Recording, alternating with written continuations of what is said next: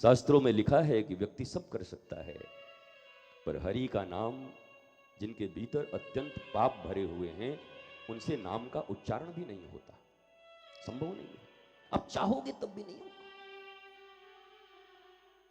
और कहां तो एक हरिदास ठाकुर और प्रहलाद हैं जिनके जीवन के ऊपर खतरे आ गए, उनके पिता ही उनके दुश्मन बन जाते हैं। हरिदास ठाकुर को नदिया बंगाल के 22 बाजारों में घुमा घुमा कर कोड़े मारे जाते हैं। वहां का काजी कोड़ों से मारता, ये क्या हरे कृष्ण लगाए रहता है, सब बंद कर, नींद में खलल होता है, सुबह 3 बजे उठ जाता है, हरे कृष्ण हरे कृष्ण हरे कृष्ण। जल्लाद लगवाता है, बाजारों में घुमवा घुमवा कर कोड़े मारे जाते हैं ताकि दोबारा कोई नाम लेने वाला न मिले।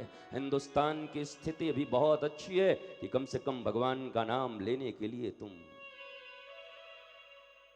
स्वतंत्र हो।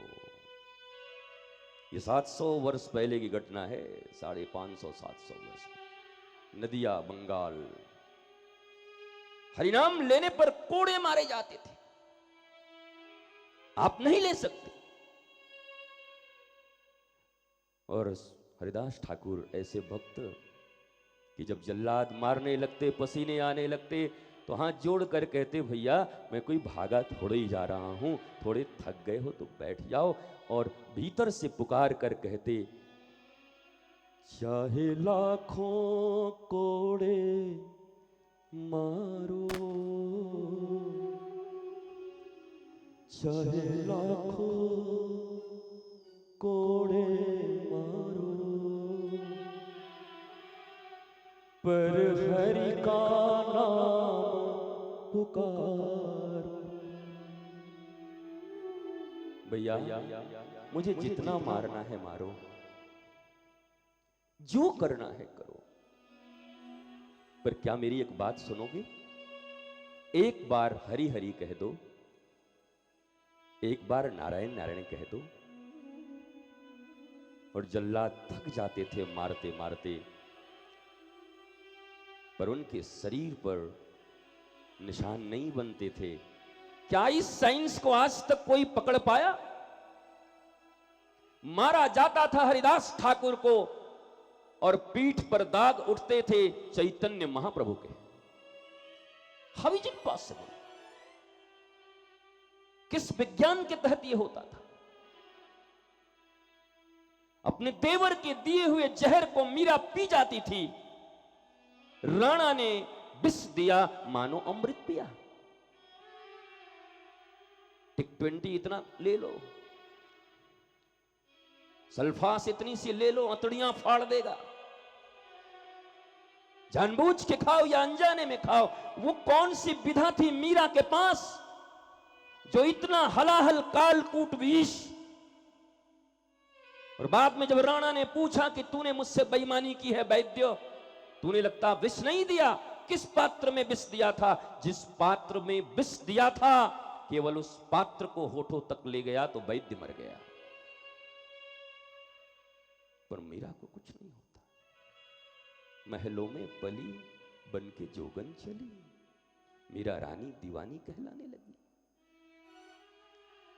आप उस सनातन संस्कृति के वाहक हैं, अपनी संस्कृति मत भूलो।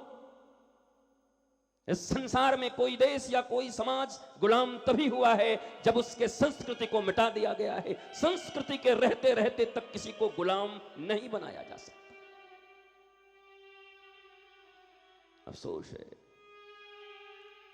15 अगस्त 1947 को भारत देश को स्वतंत्रता तो मिल गई शरीर की, पर मानसिक गुलामी से अभी तक कोई स्वतंत्रता नहीं मिली। काम, क्रोध, मदमोह, लोभ, मात्सर्य, ये जितने भी राक्षसी प्रवृत्तियां हैं उन्होंने हमें घेर रखी हैं। ये आजादी का दिवस कब आएगा? ये मानसिक आजादी का दिवस भारतवर्ष में कब आएगा? तन से स्वतंत्र और मन से गुलाम लोग न स्वयं का भला कर सकते हैं, न स्वयं आनंद में रह सकते हैं, न किसी और को आनंद दे सकते हैं, क्योंकि तुम्हारे दुकान में जो वस्तु होगी तुम वही तो बांट सकते हो। रसगुल्ले के दुकान में कभी जूते नहीं दिए जाते, आज हर व्यक्ति भिखारी बना पड़ा है। पति पत्नी से कहता है तुम मुझे प्रेम नहीं देती, पत्नी पति से कहती है तुम्हारे लिए तो मेरे पास टाइम ही नहीं है, मां कहती है तुम तो अब जब से बहू आई तब से मेरे रह ही नहीं गए। पुत्र, पिता, मित्र, समाज के सब लोग एक दूसरे से भिखारियों की तरह हाथ फैला के कह रहे हैं मुझे प्रेम दो, मुझे प्रेम दो, लव दो, लव दो, I want love, nothing else. और बेचैनी है चारों तरफ और सब के सब परेशान हैं, सब मांगते एक दूसरे से, पर जो चीज तुम्हारे पास है ही नहीं वो तुम दे कहां से सकते हो? क्योंकि तुम्हारे भीतर भरी है कामना, डिजायर्स, मतलब की यारी। जीवन का उद्देश्य ही गलत बना लिया।